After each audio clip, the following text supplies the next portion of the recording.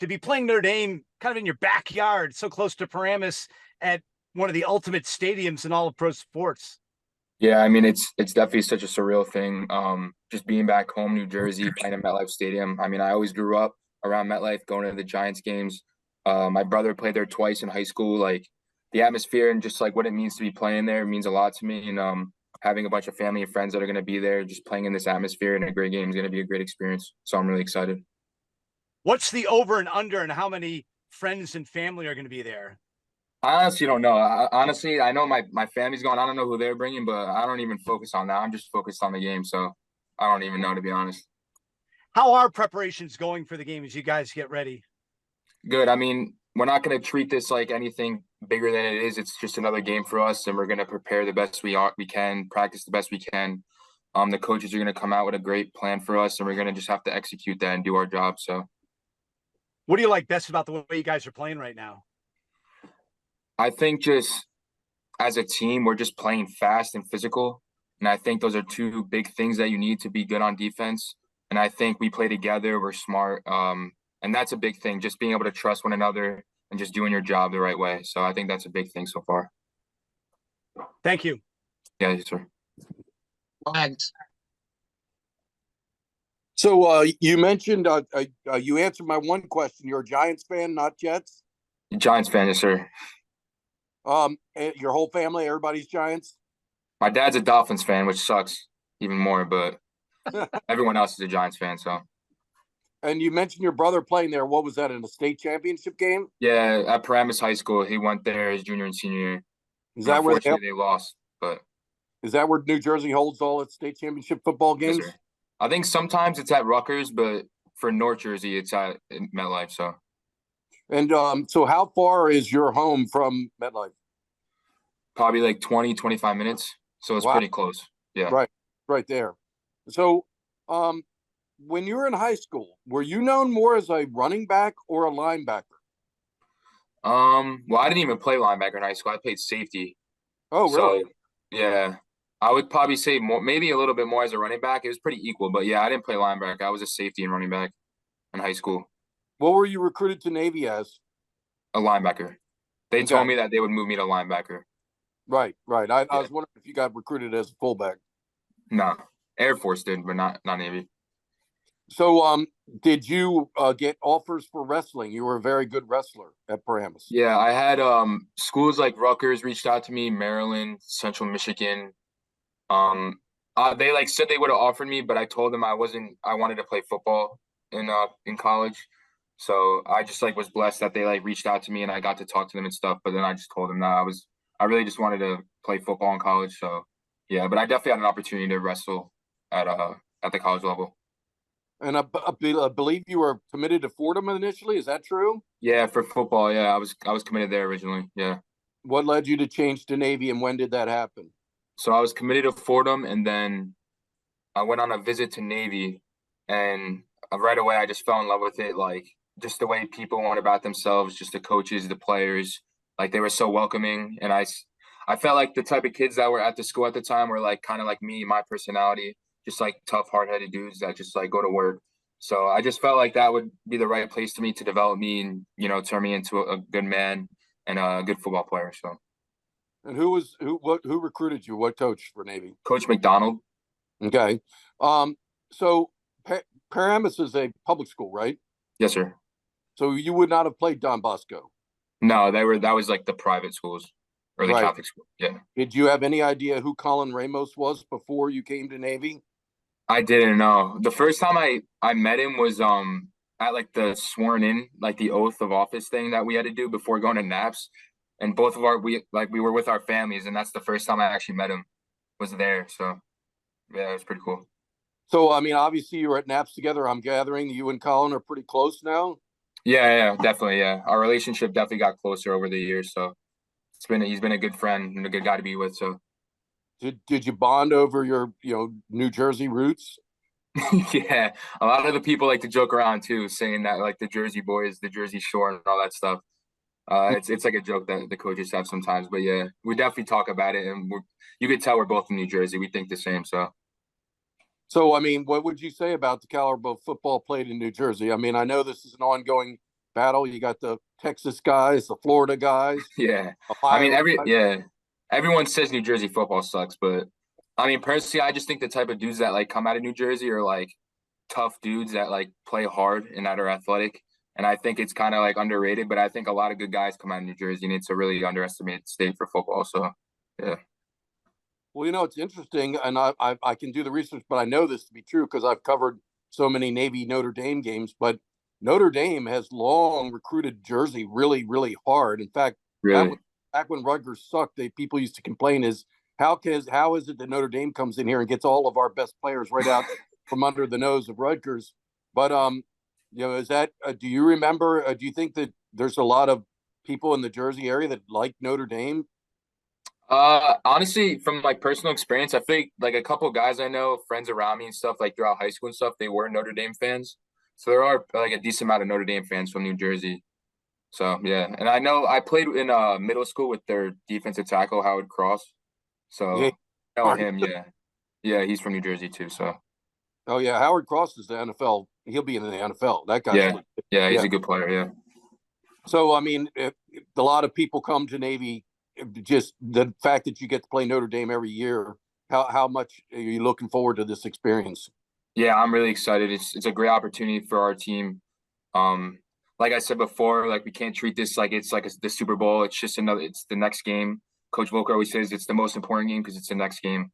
So we just gotta, put our heads down, get to work, and start preparing and practicing hard, and then get ready for Saturday. All right, I see Ralph Russo's joined, so I won't dominate the questioning anymore. Yes, sir. We'll come back to you, Wags. Go ahead, Ralph. You're muted, Ralph.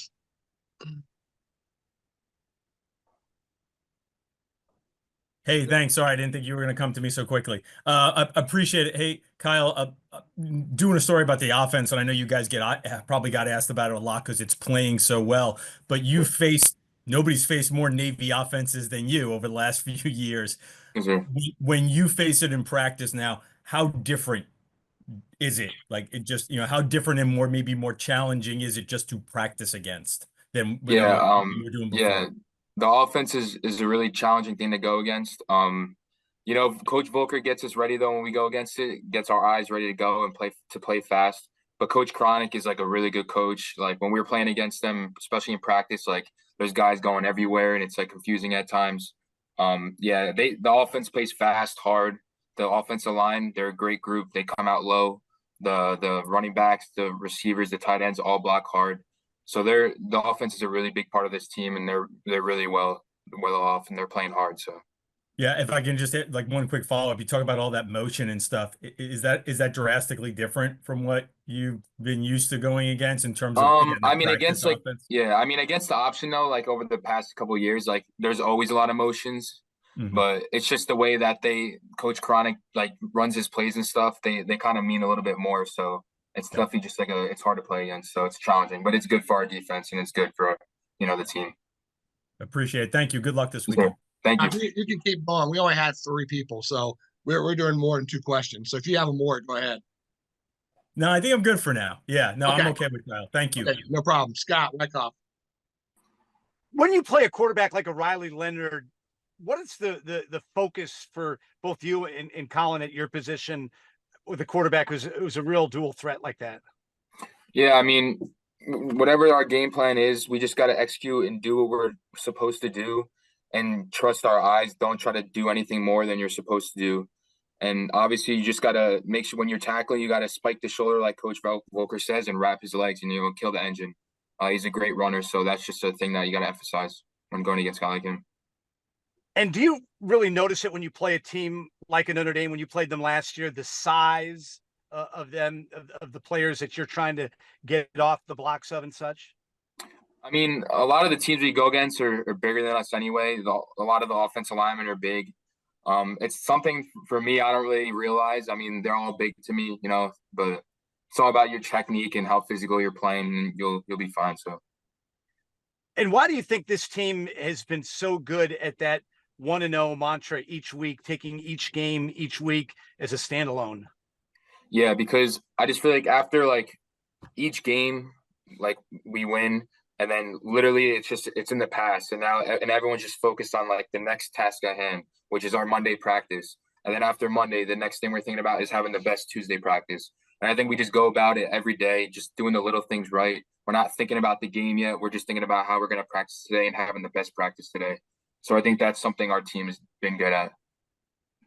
And is that what it's kind of like being a member of the brigade, always having to think of what you're going to be doing and not looking back on your experience on the yard? Honestly, yeah, I would say because you're always so busy too with your schedule, like class to class, exam to exam, and a bunch of homework and then practice. So I would say, yeah, it's you're usually going from like the next thing to the next thing, and just you really don't even like realize what you just did in the day, and then you're just like, wow, like if you like count, I can't even count on my hands how many things like I do in a day. So yeah, it's definitely a lot. Thanks a lot. Good luck Saturday. Thank you. Wags. So, I mean, Coach Volker has said that they knew you were a good player when you came in as a freshman. Has it been frustrating that really this is the only season that you've been able to start at inside linebacker? Yeah, I mean, it's not really like frustrating. I mean, I trust the coaches. They know what they're doing, obviously. And I was just doing anything I could to help my team in the best way. I mean, it's not always about like playing the most and stuff like that. Like your opportunity will come and you have to make the most of it. Coach Volker says the moment always knows from how much hard work you put in. So, I mean, it's not really frustrating. I'm just doing the best I can every day and just trying to be a better person, a better player every day. And can you talk about, I know your classmates, but Colin being a bit of a mentor and also setting an example for how to play the position? Yeah, I mean, he's been awesome. He's been a great player here for the past couple of years. He's been just someone I could always like ask questions, talk to, especially on the field. He has a lot of experience, so it's just awesome to have him like by my side, just to be able to talk to him, and play with him. He plays really. He's a great player. He plays hard. He's a tough kid. So it's definitely amazing to be able to play with him and just like think the same. We like honestly think the same, play like similar. So I think it's definitely a great thing to have. So I met your parents in the team hotel in Denver the day after the Air Force game, and I said to your dad, Kyle played really well. He led the team with 12 tackles, and he's like 16. I said, what? And he goes, the stats are wrong. He had 16 tackles. I counted them. And sure enough, Coach Volker tells us the following Wednesday, yes, indeed, he counted you up for 16. Has your dad always been that much of a stickler for the stats? Not really. I mean, he's just in love with the game of football. Like he was my coach all my life. He coached my brother in every sport. He's always just loved football, and he's honestly a great coach. He knows a lot about the game. He's really knowledgeable about football. And I guess when he watches, he's just zoned in, and he knows what he's talking about. So yeah. But he's been a major influence on you, your father? Yeah, definitely. I would definitely not be who I am today without him. So do you find it interesting that here this big game in New Jersey and both of Navy's inside linebackers are Jersey guys? Yeah, it's a crazy thing, but I mean, it's an awesome opportunity for both me and Colin, but most importantly, the team just to go out in this environment and play against Notre Dame. So I'm excited. From what you've seen from Notre Dame this year, what's the biggest challenge that you saw that you have to prepare for? Everything. They're really, really good. They're extremely well coached. They're big, they're fast, they're athletic, they're physical. That they play the game the right way. Just really impressed with the way they continue to recruit, the way they develop their players, how efficient they are on offense, and how they execute at a really high level. They play very clean, very physical football. I mean, I'll be honest. I mean, they look like an NFL team to me. I'm super impressed with them and their personnel, and obviously their coaching. How has Riley Leonard developed over the season with the transfer coming in, new offense thrown right into the fire against A&M? How has he developed as the season's moved along? Yeah, I mean, I think he just keeps getting better and better. You watch tape, and he was really good in the beginning of the season, and he's amazing now. He can run, he can throw. He's a cool customer out there. He does not look like a guy that gets rattled by much, if anything. Just really, you watch him on film and you just come away impressed. He's got a great command of the offense. He can, like I said, he can run, he can throw intermediate routes, short routes. He can throw the ball deep over your head. I mean, he's a complete quarterback. How do you like your defense's mindset coming into this game? Yeah, I think it's an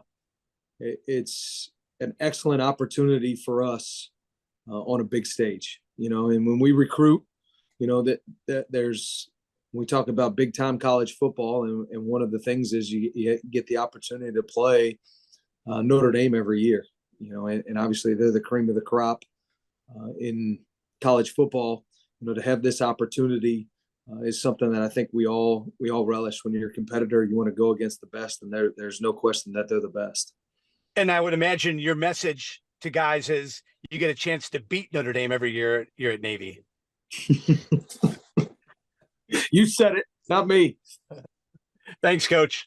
Thanks, Scott. Wags. Any lessons learned from last year's game against Notre Dame in terms of defensive preparation and maybe, you know, how you defend them? I think every time you go out there, Wags, you got to learn something, you know, and we talk about that with the players. As soon as the game's over, it's a one play learning segment, you know, and you got to take each play and try to learn and get better and improve from it. Because if you stay the same, then you put yourself subject to getting beat. That's the same message we give the guys. And you know, last year, obviously, that was my first time calling a game. Certainly took some lumps there. Would like to think that I learned a few things from there and need to do better this year. Coach Newberry was mentioning Monday that the game was won in the trenches, that they dominated the line of scrimmage on both sides of the ball. How critical was your front seven to making sure that they, you know, can destroy blocks and not get pushed off the ball? Yeah, I mean that's every game. I mean the blocking and tackling, it comes down to those things, game in and game out, and it doesn't matter if we're playing the Irish or if we're playing anybody in the American Athletic Conference or anybody out of conference. We've got to play great on the line of scrimmage to have an opportunity to win the football game. And for us, that's everybody. You know, it's not just, you know, the defensive line, not just the linebackers. I mean, it's our support players. It's all those things. We've got to get 11 gold hats to football and play great team defense. One of the challenges against Notre Dame is they usually have 3 or even 4 great tailbacks, and they run them. You know, one guy's in there, and then the next possession, it's a different guy that kind of can wear you down with the body. So, what are you seeing out of their tailback? Yeah, I think the key thing that you said right there is it's one of the challenges. There are many challenges. The tailbacks are dynamic in threats, running the ball downhill, running the ball on the perimeter, catching the ball out of the backfield, blocking. They're complete players, and it doesn't take long to just flip on the tape and be extremely impressed with the stable of guys they play. And they play 4 of them a lot, but they play another 3 as well. So I mean, there's a stable of 7 guys that go out there and play, and they're all really talented, and they're all really they're all really good. It's a major challenge, and it's one of many. Thanks, Pete. Ralph Russo from The Athletic. Coach, thanks for doing this. So I'm working on a story about the offense and the turnaround, which has been pretty remarkable. You've been facing triple option as Navy's, you know, as a defensive coach for what, 6 years, 7 years. When you look at when you now have to defend in practice what they're doing, can you walk me through some of the major differences? Sure. I think the offensive line is really established themselves in terms of their style of play. And I think that's a credit to Coach Cronick and Coach Guillermo, and obviously Connor McMahon as a senior leading that group. I think it like we just talked about, it starts up front. I think those guys have really put a chip on their shoulder, and have worked really hard in terms of the effort with which they play. Obviously, the quarterback position, and that's any team anywhere. I don't care if you're down at the Pee Wee game or you're at an NFL game. When the quarterback's playing well, generally the team's playing well. And I was really impressed with just the development of both the quarterbacks. And I've said it before.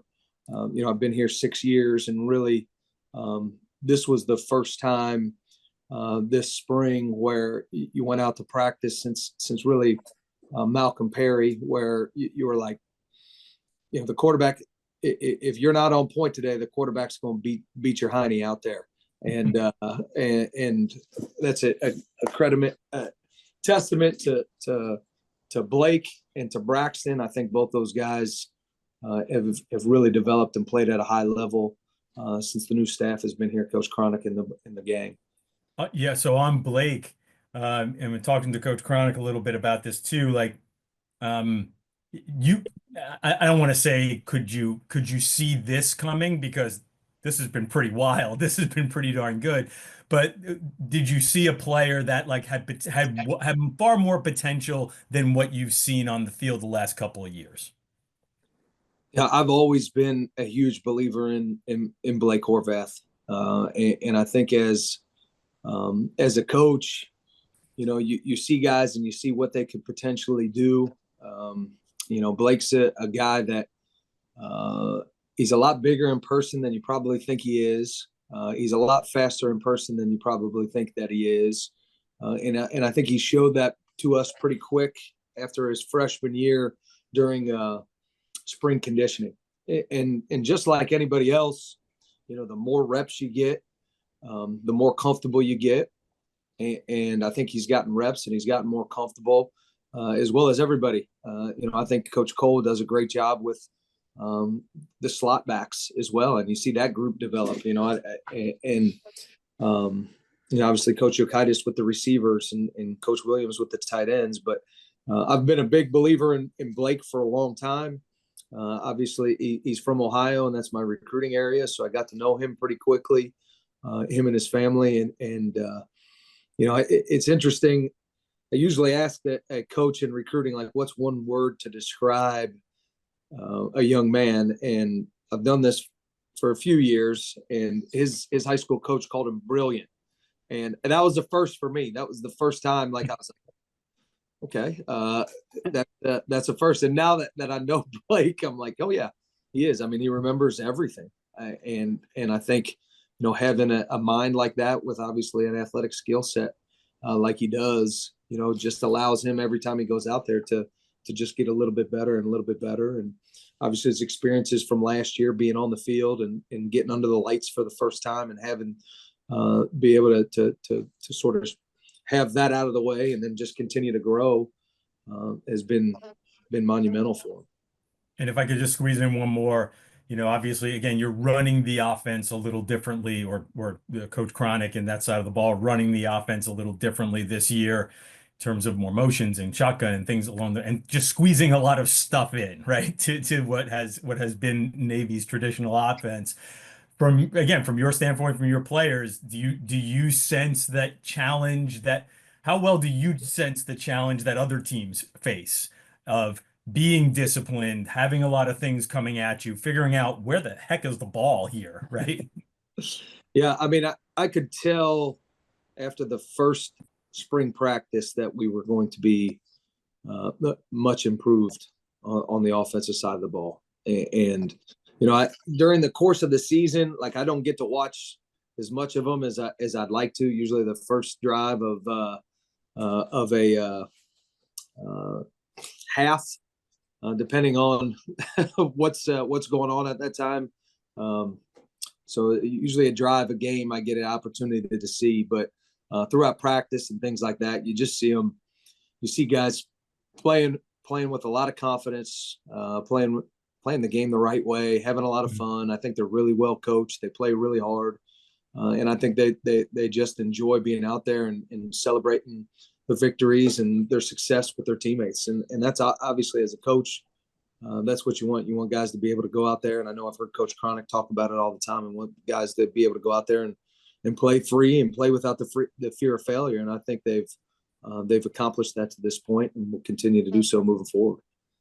Thank you, PJ. Good luck this weekend. Yeah. Thanks, Ralph. Appreciate it. Wyckoff.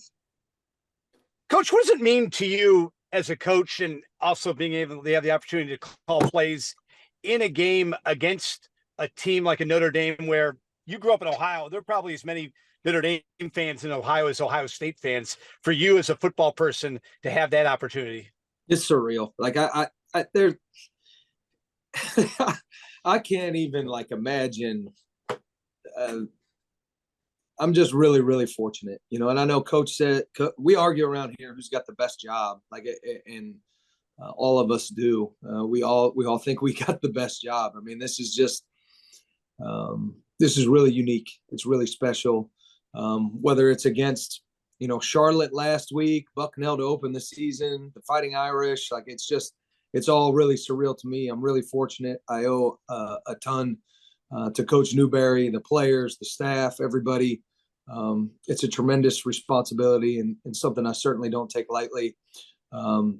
Shoot, man, I grew up with NFL border and Bengal stripes in my bedroom, and Barry Sanders above my bed, and I had a Jerome Bettis jersey at one point, and all those types of things. So it's sort of surreal, and I've been a fan of everybody. Basically, wherever I lived, whoever everybody really liked, I liked the opposite team. So I was just sort of that guy.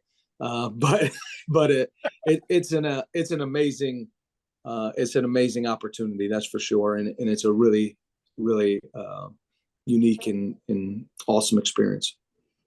how satisfying for you will it be on Saturday to see a guy like a Kyle Jacob, who's had such a journey as a player that you've directly coached for 4 years, that all he's gone through, to be able to go out in the field and have this opportunity against Notre Dame on the biggest stage in basically his hometown?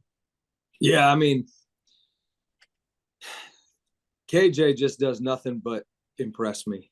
And he talked about it last week with some of the freshmen, and just was like, KJ, when you were a freshman, week 5 going into week 6, what were you doing in these meetings? And he was like, sitting here not saying anything because I didn't know what the heck was going on, and and just his development, obviously intellectually on the field, physically on the field, just the maturity level that he has, the leadership that he brings. I think he's playing excellent football right now, and I think it's a testament to all his hard work, and he's as tough as they come. So every time he goes out there, I'm obviously proud of the way he plays.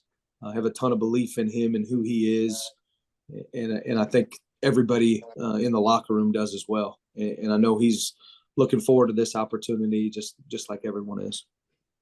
And what is it about linebackers, typically the undersized linebacker, who loves to go up against the big, huge offensive linemen? They seem you would think, wow, but they seem to cherish it. The guys like Kyle and Colin love going up against the big guys. Yeah, I mean, every offensive lineman we go against is a heck of a lot bigger than us. So we get used to it in this conference. And these guys are big, and they're fast, and they're athletic as well. We probably won't have any 6'7", 315 linebackers play for us anytime soon. So we're going to be smaller than most offensive linemen we go against. But I think the guys just relish the chance to compete. Scott. I think they love the opportunity to go out there and try like heck to win their one-on-one matchups, and that's the competitive nature of everybody on this football team. Good luck this week. Thanks, Scott. Wags.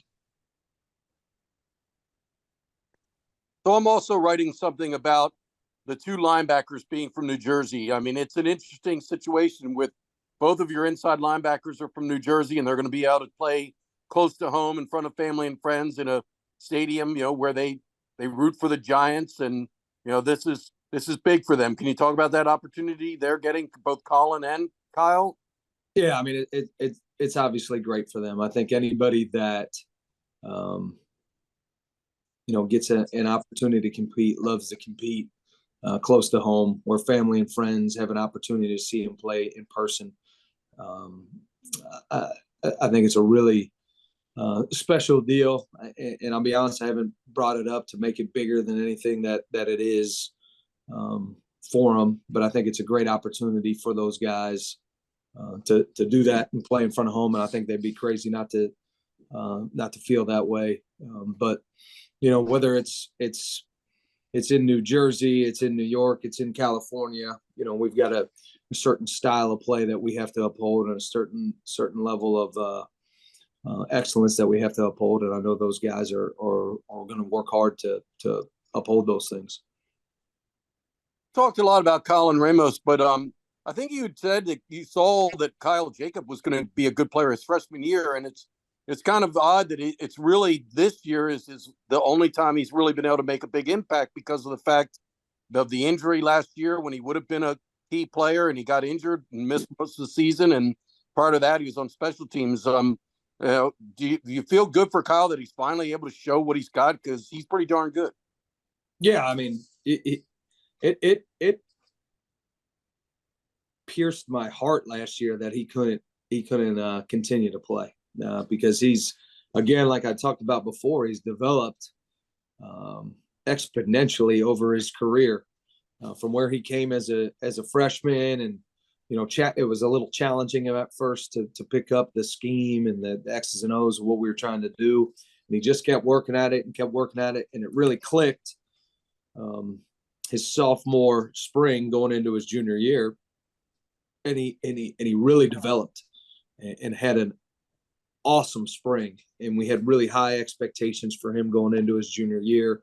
And obviously the injury occurred that kept him out. And I mean, it's crushing because you see how hard guys work. I got to see firsthand how hard Kyle's worked and how far he had come. And for that to be taken away, it's tough. It's the hard part of the game. But that's one of the things that makes this game so beautiful, is it teaches you, how to battle through adversity, and how to come back. And he's as tough as they come. He is a testament to hard work, toughness, perseverance. And every time he goes out there, we know he's going to give everything he's got for Navy football. It's a pretty nice duo. I mean, I think together they've been performing well. I mean, you've been very fortunate in that regard. You had, Diogo Fago and Will Harbor, then Harbor and Ramos, and now Ramos and Jacob. You've been very fortunate to have good inside linebacker pairs. Yeah, it's really important for us to have good linebackers, and those guys have been productive, and they'll be the first to tell you because of what the guys in front of them do. That's it all starts up front, and those guys will be the first to tell you that if the defensive line doesn't play to the level that they've been playing, it's really hard for us to be productive. And I think Coach Hall and the defensive line are doing an amazing job being able to keep our guys free on the back end and make fits clean for us. And we still got to be cleaner with some of our fits. But we've been really fortunate since I've been here to have guys that are extremely productive at the linebacker position, but it all starts up front.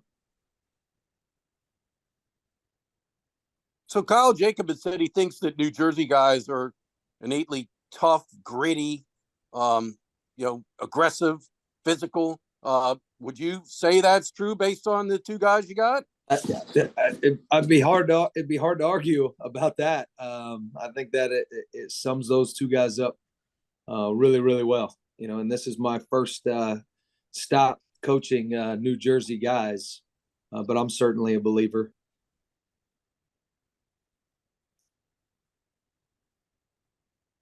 So you're going to keep recruiting New Jersey for linebackers? Don't you have Straw said there's another one? Yeah, Adam Clank's from New Jersey as well. He's a big, fast, strong guy too. And he's just going to keep getting better and better. All right, thanks, PJ. Thank you. Anyone wherever they come from. The other 49 states are good too. Wherever we can get big, tough linebackers that can run and hit, and obviously are smart and love football, I'll take them. New Jersey, Hawaii, anywhere in between. I'm still in shock you owned a Jerome Bettis jersey living in Cincinnati. Man, I promise you. So that was wherever I lived. So when I lived in Toledo, there was like half Ohio State, half Michigan. So then obviously I had to go the other route, and I had a Jerome Bettis. And then when we moved to Cincinnati, everybody was Ohio State and Cincinnati. So then I went to Michigan and had Charles Woodson jersey. So wherever I was, I just had to be the guy that sort of bucked the trend, if that makes sense, and just try to stoke the fire a little bit. So you had a Jerome Bettis Notre Dame jersey. I was thinking Steelers. That's no. That's where I was thrown off. I got you now. No. Always a Bengals fan. Always. Okay. That was the shocking part. No, always a Bengals fan. Sorry, I'm not always the best at articulating what I'm thinking. My mind works a little faster than my mouth sometimes.